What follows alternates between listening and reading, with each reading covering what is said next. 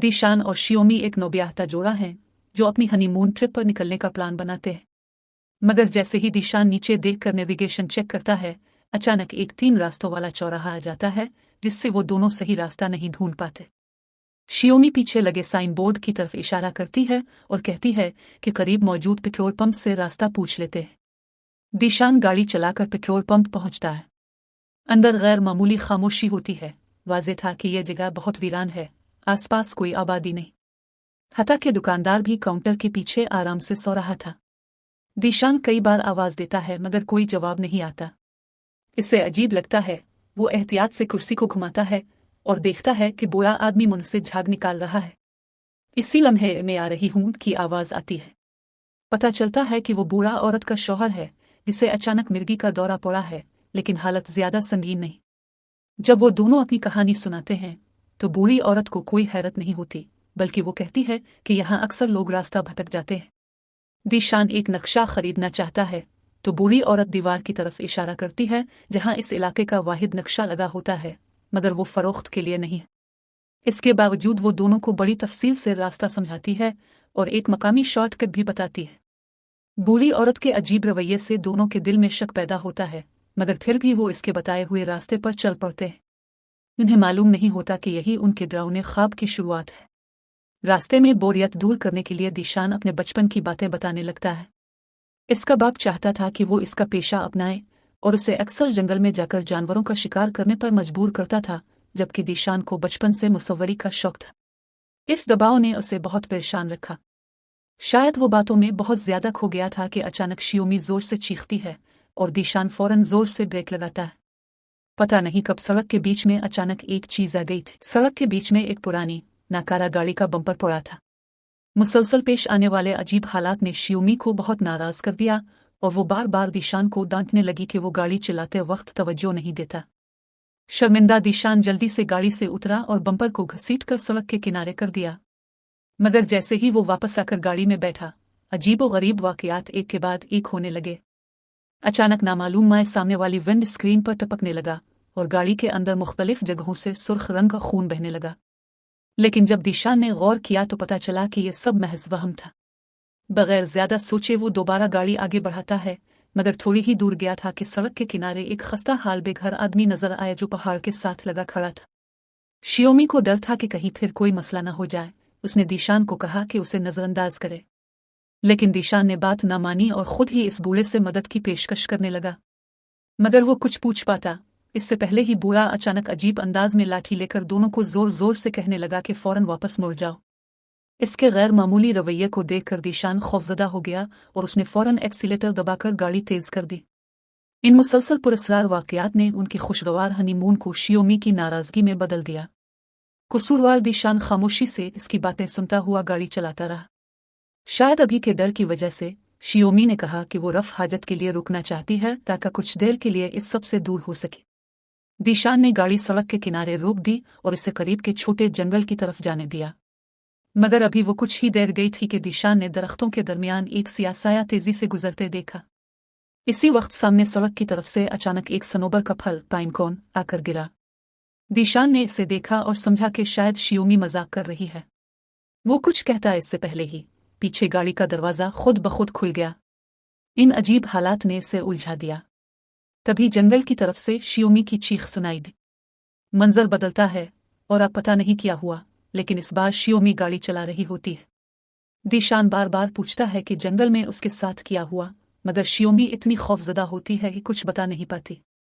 कुछ देर खामोश रहने के बाद दीशान अजीब अंदाज में फिर अपने बचपन की बातें दोहराने लगता है। शियोमी फौरन उसे टोकती है और कहती है कि वो ये सब पहले सुन चुकी है, मगर दीशान को इसकी कोई याद नहीं होती और उसे चक्कर आने लगते हैं। थोड़ी ही देर में वो सो जाता है। जब वो दोबारा जागता है तो ऐसा लगता है जैसे अभी एक ख्वाब देखा हो। वो शियोमी से कुछ कहने ही वाला होता है कि दीशान ने पहले समझा था कि वो बस डर गया है, मगर हैरत अंगेज तौर पर उसने देखा कि शियोमी जैसे बदल गई हो। इसके चेहरे पर अब पहले वाली घबराहट का कोई निशान नहीं था। दीशान ने तजस्सुस में पूछा कि जंगल में उसने क्या देखा था, मगर अब शियोमी को कुछ भी याद नहीं था। इसी लम्हे शियोमी ने अचानक जोर से ब्रेक लगाई और खौफजदा होकर सड़क के आगे देखने लगी, जहां बीच सड़क एक बार फिर वही बम्पर पड़ा था। दीशान साकित रह गया, इसे यकीन था कि वो इसे पहले हटा चुका है, मगर शियोमी को उसकी कोई याद नहीं थी और अब दीशान के सर में भी शदीद दर्द शुरू हो गया। वाज़ेह था कि शियोमी भी याददाश्त खोने लगी थी। शियोमी की तकलीफ देखकर दीशान पीछे वाली सीट से दवा लेने गया, मगर आगे बैठी शियोमी ने एक खौफनाक मंजर देख लिया। वो डर के मारे फौरन एक्सीलेटर दबाकर तेजी से गाड़ी भगाने लगी और फौरन दीशान को सब बताया, मगर दीशान ने इस पर यकीन न किया और कहा कि शायद वो थकन की वजह से गलत देख रही है। लेकिन अगले ही लम्हे गाड़ी दोबारा इसी बम्पर के बाइस रुक गई। अब दीशान को सूरत हाल की संगीनी का अंदाजा हुआ। उसने फौरन बूढ़ी औरत का दिया हुआ नक्शा निकाला और सोचा कि शायद वो रास्ता भटक गए हैं, इसलिए इसने कहा कि सुबह होने तक बाहर निकलकर रास्ता चेक करते। मगर जैसे ही दोनों ने गाड़ी का दरवाज़ा खोला, बाहर अचानक रात हो चुकी थी। शियोमी को कुछ समझ नहीं आया कि ये क्या हो रहा है। दीशान की पहले बनाई गई खाकानुमा तहरीर से अंदाजा हुआ कि इन दोनों की वक्त की तरतीब बिगड़ चुकी है। कुछ देर बाद उन्हें सड़क के किनारे एक पुरानी बोसीदा गाड़ी मिली जो काफी अरसे से खराब पड़ी थी, मगर दीशान को वो अजीब तरह से जानी पहचानी लगी। जब वो दोनों इसका जायजा ले रहे थे तो अचानक गाड़ी की खिड़की से एक पुरस्रार आवाज आई और उसी लम्हे एक नामालूम शख्स ने उन पर हमला कर दिया।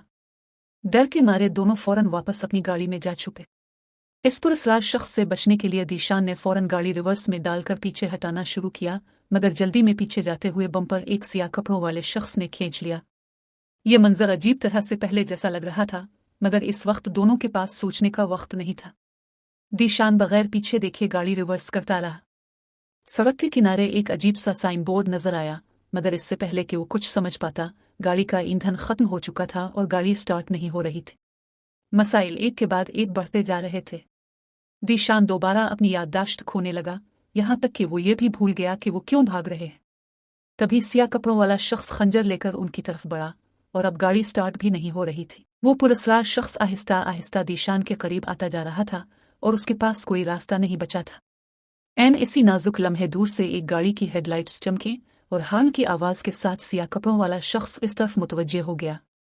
मौका का फायदा उठाते हुए दोनों ने फौरन गाड़ी भगाई और वहां से निकल गए।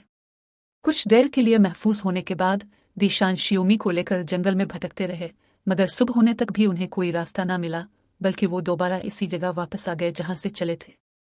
अब उन्हें यकीन हो गया कि वो एक पुरस्कार चक्कर में फंस चुके हैं। टूटे फूटे यादों के टुकड़े उनके जहन में आने लगे और उसी उलझन में दोनों बार बार झगड़ते रहे। आखिरकार गुस्से में आकर शियोमी उसे छोड़कर चली गई और दीशान अकेला गाड़ी में रह गया। कुछ देर बाद उसे दूर से शियोमी की मदद के लिए चीख सुनाई दी। जैसे ही वो बाहर निकलने लगा, मंजर बदलता है और अब दीशान खुद को बंधा हुआ पाता है और उसके साथ शियोमी भी बंधी हुई होती है। थोड़ी दूर आग के पास वही पुरस्कार शख्स बैठा मजे से एक इंसान का हाथ खा रहा होता है। ये देखकर शियोमी बुरी तरह डर जाती है और मुसलसल दीशान से मुआफी मांगने लगती है, मगर गुस्से में भरे दीशान को उन बातों की कोई परवाह नहीं होती। इसी दौरान जब दीशान बचने का कोई तरीका सोच रहा होता है, वो शख्स शियोमी के पीछे आ जाता है और खंजर उठाकर उसे मारने लगता है। एंड इसी लम्हे वही पहले वाला आवारा बूढ़ा आदमी आकर लाठी से इस हमलावर को बेहोश कर देता है। बूढ़ा उन्हें बताता है कि ये जंगल मुकम्मल तौर पर पुरस्कार है, जो भी यहाँ दाखिल होता है रास्ता भूल जाता है और वक्फे वक्फे से अपनी याददाश्त खो देता है। वो ये भी कहता है कि यहाँ और भी बहुत से लोग फंसे हुए हैं और वो एक दूसरे को मारने लगते हैं, इसलिए किसी अजनबी पर भरोसा ना करें। वो बूढ़ा इन दोनों को इसलिए बचाता है क्योंकि उनके आने के बाद इस जंगल में कुछ तब्दीली आई है। वो काफी अरसे से यहाँ फंसा हुआ है और निकलने का रास्ता ढूंढ रहा है। इसने बताया कि कल से सड़क के किनारे एक नया चक्करदार साइन बोर्ड जाहिर हुआ है और इससे लगता है कि इसी का इस जगह से निकलने से ताल्लुक है। मगर जैसे ही वो बूढ़ा इस साइन बोर्ड के करीब जाता है, वो बेरब्त बातें करने लगता है, जैसे उसे सब कुछ भूल गया हो। अभी जिन्हें इसने बचाया था वो भी इसे अजनबी लगने लगते हैं। पागलपन में वो लाठी उठाकर दोनों को वहां से भगा देता है। इस अचानक तब्दीली को देखकर दीशान और शियोमी हैरान रह जाते हैं और डर के मारे फौरन वहां से भाग जाते हैं। वो काफी देर तक बगैर किसी समझ के चलते रहते हैं, यहां तक कि दोनों थकन से चूर हो जाते हैं। इस दौरान दीशान अब भी शियोमी की पुरानी बेवफाई को नहीं भूला होता और उसकी मुआफी कबूल करने को तैयार नहीं होता, मगर इस वक्त सबसे जरूरी काम यहां से निकलने का रास्ता तलाश करना था, इसलिए दोनों को अपनी नाराजगी एक तरफ रखनी पड़ी। शियोमी को बूढ़े की बात याद आई और उसे एहसास हुआ कि सड़क का वो साइन बोर्ड किसी खास ताकत का हामिल है, जो भी इसके करीब जाता है वो सब कुछ भूलने लगता है और एक ना खत्म होने वाले चक्कर में फंस जाता है। मुमकिन है कि इसी साइन बोर्ड को पार करने से वो यहाँ से निकल सकी। इसी दौरान दूर से गाड़ी के हॉर्न की आवाज़ आई। उन्हें हैरत हुई जब उन्होंने देखा कि एक और शियोमी जंगल की तरफ जा रही है। यह मंजर देखकर दोनों को आखिरकार समझ आ गया कि वो वाकई एक अजीबोगरीब चक्कर में फंस चुके हैं। दिशान ने शियोमी को वहीं रुकने को कहा और खुद एक मंसूबा सोचने लगा। थोड़ी दूर एक और दिशान गाड़ी के पास खड़ा था। मौजूदा दिशान छपकर मौका का इंतजार करता है और फिर झाड़ियों में से एक सनोबर का फल पाइन कॉर्न उठाकर सड़क की तरफ फेंकता है ताकि दूसरे दिशान की तवज्जो उधर हो जाए। जब दूसरा दिशान उधर आता है तो वो फौरन गाड़ी का दरवाज़ा खोलकर अंदर से इजाफी पेट्रोल निकाल लेता है, मगर वापसी पर जल्दी में दरख्त से टकरा जाता है। उधर रफ हाजत से फारिग होकर आने वाली शियोमी ये सब देखकर खौफजदा हो जाती है। गले में छपी हुई शियोमी ने सारा मंजर अपनी आंखों से देखा और तब उसे हकीकत का अंदाजा हुआ। पहले जो अजीब मखलूक इसने देखी थी वो दरअसल दिशान ही था। रात होने पर दोनों दोबारा गाड़ी में बैठते हैं, मगर दिशान फिर से अपने बचपन के जानवर मारने वाले किस्से सुनाने लगता है, जिससे लगता है कि इसे दोबारा याददाश्त का मसला हो गया है। होश में आते ही दिशान समझ जाता है कि अगर ये सिलसिला जारी रहा तो वो दोनों हमेशा के लिए खो जाएंगे। वो गाड़ी में पेट्रोल डालते हैं और फौरन वहां से निकलने की कोशिश करते हैं, मगर कुछ ही देर बाद वही पुराना मंजर सामने आ जाता है, वही जगह जहां पिछली रात उन पर हमला हुआ था। बस इस बार वो किसी और खुद को देख रहे होते हैं। पिछली रात की याद आते ही दिशान फौरन हान बजाता है ताकि हमला आवर की तवज्जो अपनी तरफ कर सके, और जब वो देखता है कि इसका दूसरा रूप बच निकलता है तो वो गाड़ी रिवर्स करना शुरू करता है। आखिरकार उन्हें वही साइन बोर्ड दोबारा नजर आता है। अब उन्हें लगता है कि वो इस ना खत्म होने वाले चक्कर से निकलने वाले हैं। खुशी में वो अपनी तमाम रंजिशें भुला देते हैं। इसी दौरान शियोमी दिशान के माथे पर चोट देखकर दवा ढूंढने के लिए पीछे वाली सीट में तलाश करती है, मगर इसे वहां एक नीला तरपाल, बारिश से बचने वाला कपड़ा मिलता है और एक डब्बे में से एक खंजर भी निकलता है। शियोमी को फौरन याद आता है कि हमला आवर शख्स ने भी नीला तरपाल ओढ़ा हुआ था और उसके पास भी ऐसा ही खंजर था। अब शियोमी के दिल में शक पैदा होता है कि शायद इसे मारने वाला कोई और नहीं बल्कि दिशान ही है। इस ख्याल से इसके रूंगटे खड़े हो जाते हैं। वो सोचने लगती है कि शायद इसकी पुरानी बेवफाई का बदला लेने के लिए दिशान ये सब कर रहा है और ये सब कुछ इसी की मंसूबाबंदी है। ये सोचकर शियोमी खंजर निकालकर दिशान को गाड़ी से उतरने पर मजबूर करती है। दिशान हैरान रह जाता है और इसे समझाने की कोशिश करता है, मगर शियोमी इस वक्त कुछ सुनने को तैयार नहीं होती। मजबूर होकर दिशान गाड़ी से नीचे उतर जाता है और उसी लम्हे पुरस्कार शख्स एक बार फिर जाहिर हो जाता है। जैसे जैसे वो आहिस्ता आहिस्ता करीब आता है, दिशान मजबूरना जंगल में जाकर छप जाता है। जैसे ही दिशान वहां से जाता है, शियोमी को अचानक वहम होने लगता है। वो खुद को खून में लथपथ देखती है। घबरा कर वो फौरन गाड़ी से बाहर निकलती है। शियोमी को बिल्कुल अंदाजा नहीं होता कि जो उसे मारने आ रहा है वो दरअसल इसका अपना दूसरा रूप है। जैसे ही वो मरने के करीब होती है, दिशान अचानक आकर कातिल शियोमी पर झपटता है, इसे गिरा देता है और खंजर छीन कर उसे मार देता है। वो फौरन असल शियोमी की हालत देखने जाता है, मगर इसी दौरान एक और हमला होता है और दिशान दोबारा गिरा दिया जाता है। अब एक और पुरस्कार शख्स सामने आता है और इस बार दिशान को वाज़े नजर आता है कि वो कोई और नहीं बल्कि इसका अपना दूसरा रूप है।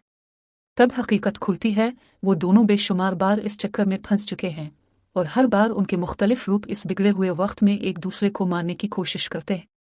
कातिल दिशान शियोमी को बांध देता है, जिससे दिशान को याद आता है कि शुरू में दरख्त पर लटकी लाश भी शायद इसी चक्कर का नतीजा थी।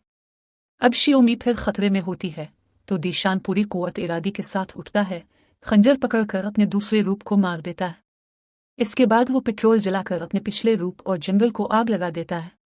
सब कुछ करने के बाद जख्मी शियोमी को साथ लेकर वो गाड़ी को तेजी से रिवर्स में भगता है। उसे यकीन होता है कि अगर वो इस साइन बोर्ड को पार कर ले तो ये डरावना चक्कर खत्म हो जाएगा। जैसे जैसे गाड़ी पीछे जाती है, पूरा जंगल गरज चमक से गूंज उठता है और रास्ते के आखिर में रोशनी नजर आने लगती है। अचानक मंजर बदलता है। दिशान बेहोशी से जागता है और देखता है कि वो वापस इसी चौराहे पर पहुंच चुका है। खुशी से वो शियोमी को ये बताना चाहता है, मगर देखता है शियोमी कोई रद्दे अमल नहीं दे रही।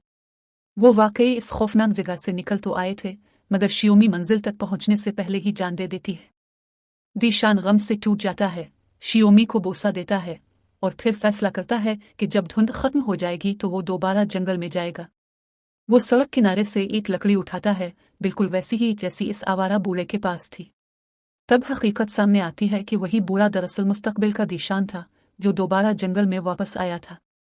जैसे ही धुंध छूटती है, दीशान दोबारा इस चक्कर में दाखिल होता है ताकि अपने माजी के खुद को खबरदार कर सके, मगर याददाश्त खोने की वजह से वो अपना मकसद भूल जाता है। इसके जाने के कुछ देर बाद बेहोश शियोमी अचानक गाड़ी में आंख खोलती है, मगर तब तक दीशान वहां मौजूद नहीं होता। फिल्म के आखिरी मंजर में दीशान जंगल में एक लड़की को देखता है जिसके चेहरे पर खंजर का निशान होता है।